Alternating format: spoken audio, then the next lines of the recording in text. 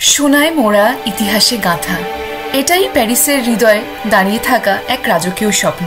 Paris Opera Garnier. Napoleon তৃতীয়ের আদেশে স্থপতি Charles Garnier নির্মাণ করেন এই রাজকীয় ভবন। বারোক আর নিও রেনেসার ছোঁয়ায় গড়ে ওঠা এই অপেরা হল আজও এক জীবন্ত কিংবদন্তি।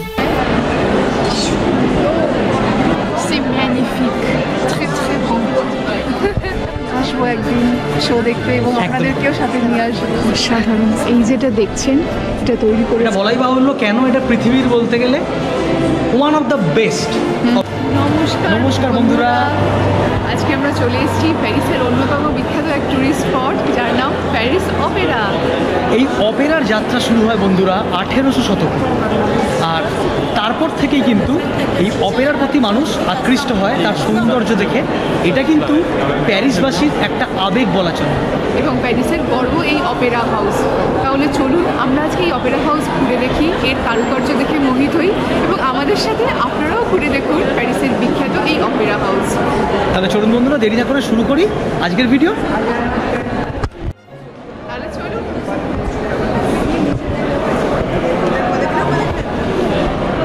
ভাবতেই পারছি না আজকে আমরা প্যারিস অপেরাতে রয়েছি।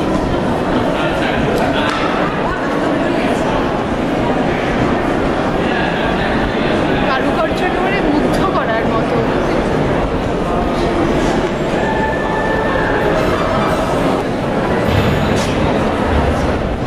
এইটি হলো গ্র্যান্ড স্টেয়ারকেস, একদম অনেক বড় একটা সিঁড়ি, পুরো মার্বেলের তৈরি, খুবই বিখ্যাত অপেরার। কাজগুলো একটু দেখুন সাথে।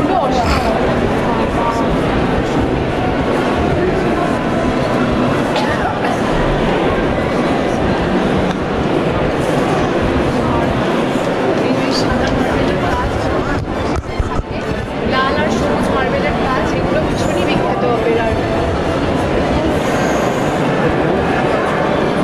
এবং এই অপেরার আর্কিটেক্ট ছিলেন হলো চার্লস গার্নিয়ার এবং তার নাম থেকেই কিন্তু এর নাম হয়েছে পালাই গার্নিয়ার।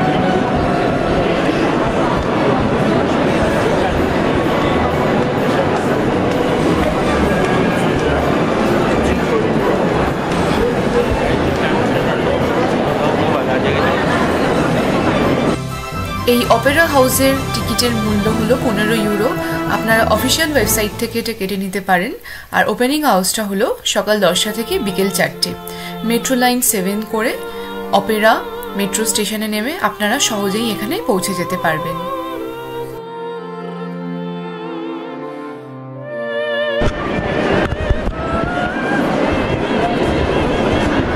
অসাধারণ লাগছে, অসাধারণ।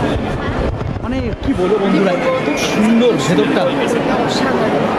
এবং প্যারিসে যদি আপনারা প্ল্যান করছেন তাহলে কিন্তু এই অপেরাটাতে অবশ্যই আসবেন, অবশ্যই আসবেন, এবং ফুল রেকমেন্ডেড। চলুন দেখতে থাকুন আপনারা আমাদের ভিডিওর মাধ্যমে।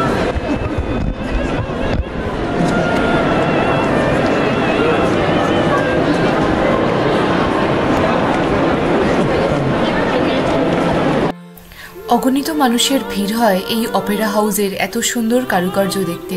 আর ভিড় হয় কিন্তু তাক লাগিয়ে বিভিন্ন ফটোগ্রাফার্সদেরও। বন্ধুরা এগিয়ে যাই, এই গ্র্যান্ড স্টেয়ারকেসটা একটু ঘুরে দেখি, তারপরে পরের জায়গাটাতে যাই। প্রচুর ভিড় হয়েছে কিন্তু আজকে। এত চওড়া সিঁড়িটা, তার কারণেই এর নাম হয়েছে গ্র্যান্ড স্টেয়ার্স অফ অপেরা।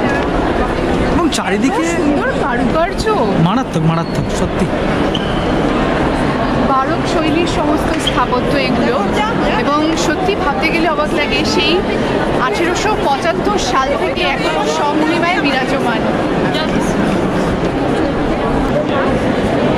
সেই 1875 সালে নির্মাণ করা হয়েছিল এবং এর যে আর্কিটেক্ট ছিলেন বললাম চার্লস গার্নিয়ার, তিনি মাত্র 35 বছর বয়সে কিন্তু এটা বানানোর কন্ট্রাক্টটা পেয়েছিলেন। এবং এত সুন্দর আর্কিটেক্ট আজকে আমরা ওনার জন্যই কিন্তু দেখতে পাচ্ছি। নেপোলিয়ন থার্ড তার আমলে এটা বানানো হয়েছিল। অসম্ভব সুন্দর। প্রত্যেকটা জায়গা দেখুন এত সুন্দরভাবে ডেকোরেটেড করা, নিপুণ হাতে, মানে কিছু বলার নেই। মনে হচ্ছে আমরা কোনো এক রাজমহলে চলে এসেছি। একদমই রাজমহল থেকে কিন্তু কম নয়। এই যে রয়েছে গ্র্যান্ড স্টেয়ারকেস, এখান দিয়ে আমরা উঠে এলাম, খুবই বিখ্যাত এটা। কি হ্যাঁ,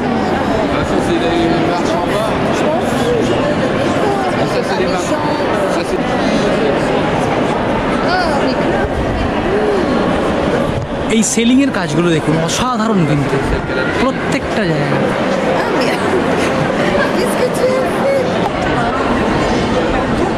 পুরোনো মার্বেলের কাজ।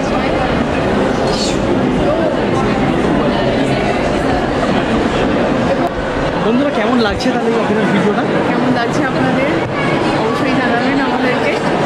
একদম, আর ভালো লেগে থাকলে অবশ্যই কিন্তু একটা লাইক করে দেবেন। যেখানেই দেখাচ্ছে পুরো শিল্প, মানে অপূর্ব বললেও কিন্তু কম বলা হয়। যা কারুকার্য আমরা এখানে দেখতে পাচ্ছি অনেকটাই ভারসাই রাজপ্রাসাদের স্টাইলে, নাকি কিছুটা বলা চলে। খুব ভালো লাগছে। চলুন আরও ঘুরে দেখি আমরা।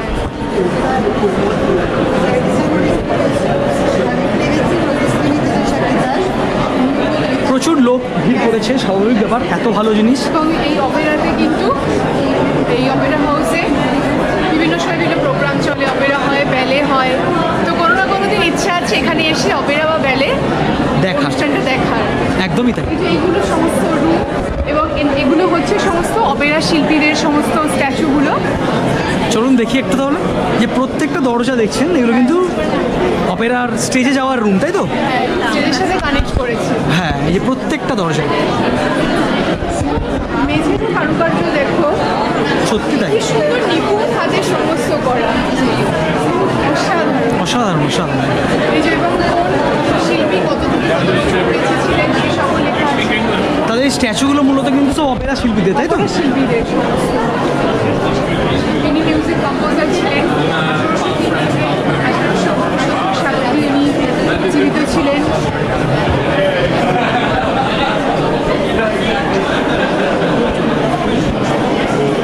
খুবই সুন্দর এক্সপিরিয়েন্স। কি প্যারিস ভ্রমণ এসে কিন্তু এটা একদমই বাদ দেওয়া চলে না আর কি। মানে প্যারিস ভ্রমণের দায়িত্বে কিন্তু আপনারা অবশ্যই অপেরাটা রাখুন, একদমই নিরাশ হবেন না। এবং সকাল সকাল চলে আসুন, 10টা থেকে এটা খুলে যায়, সকাল সকাল এসে চলে আসুন। একদম।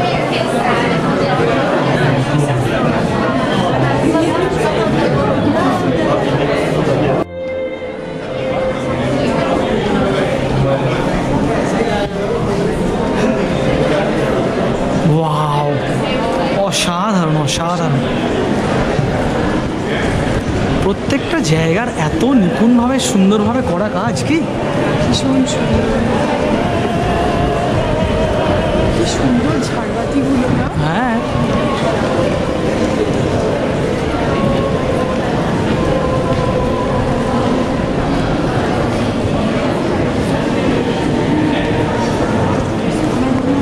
অপেরা শিল্পীদের স্ট্যাচুগুলো করা আছে।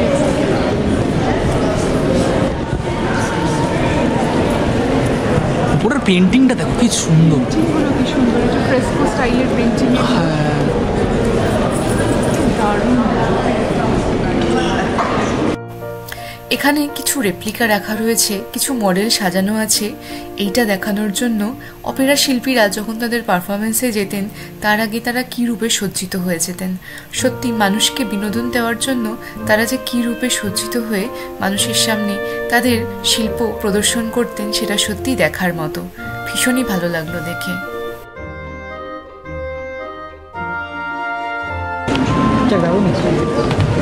এইখানে কিন্তু সাজঘরের ব্যাপারটা করা আছে, কীভাবে তারা প্রোগ্রামে যাওয়ার আগে কী করে তারা সাজতেন। এখানে ওনারা বসে বানাচ্ছেন ওই মূর্তিগুলো।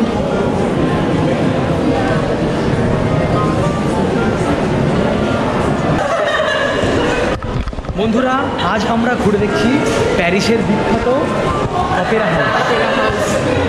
আপনারাও আমাদের ভিডিওর মাধ্যমে সচক্ষে একদম। আর কেমন লাগছে অবশ্যই কিন্তু আমাদেরকে কমেন্ট করে জানাবেন। প্যারিস ট্রাভেল সিরিজটা আপনারা দেখছেন তো?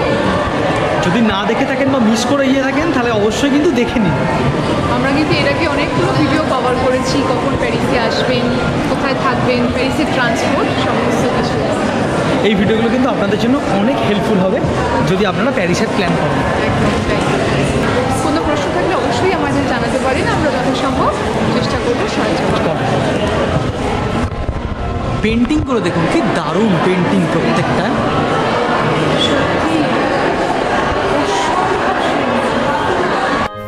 এখানে রয়েছে একটি ফটো বুথ এখানে ভিজিটার্সরা এসে নিজেদের পছন্দ মতো পোজ দিয়ে বসে দাঁড়িয়ে ছবি তুলতে পারেন। আপনারাও এখানে এসে কিন্তু এখানে একটা ছবি তুলে নিয়ে যাবেন।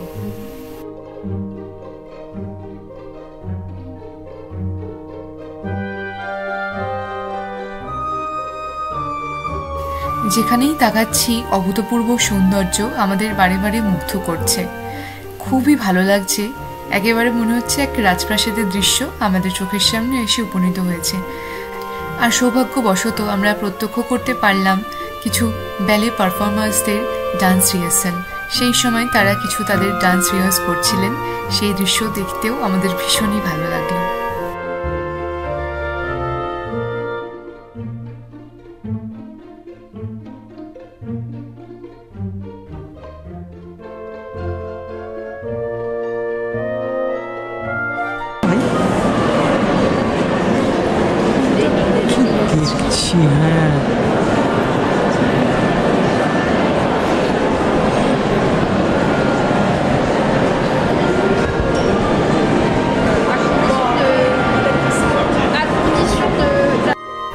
অপেরাতে প্রবেশ করে যেন মনে হচ্ছে এ কোন স্বপ্নময় জগতে প্রবেশ করেছি।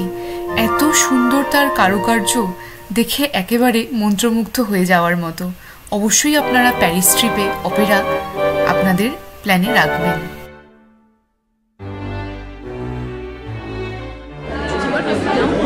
লাইনে দাঁড়িয়ে আছি, এবার আমরা যাবো মেন অডিটোরিয়ামে ঢুকতে চলেছি আমরা।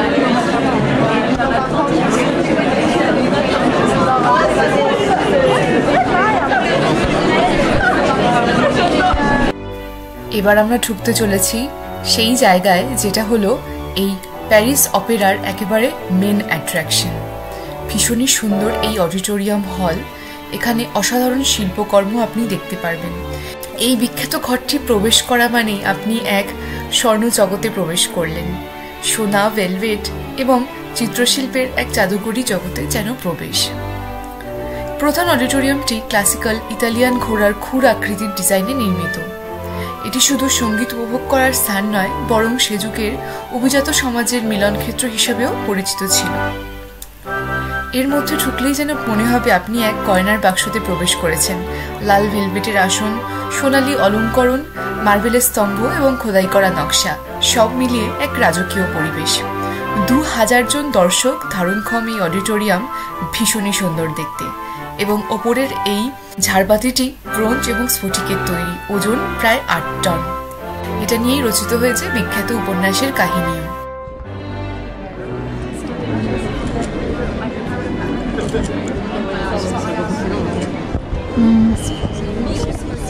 অসাধারণ। এই যেটা দেখছেন এটা তৈরি করেছিলেন, এই পেন্টিংটা মার্ক শাগাল। অসাধারণ পেন্টিং এবং ভীষণ ভাইব্রেন্ট। এই পুরো অপেরার মধ্যে এটা একটু আলাদা রকমের পেন্টিং। সমস্ত 14 জন যে অপেরা শিল্পী, তাদের সমস্ত সঙ্গীতের সমস্ত চিত্র নিয়ে এই চিত্রটা উনি এঁকেছেন। অসাধারণ।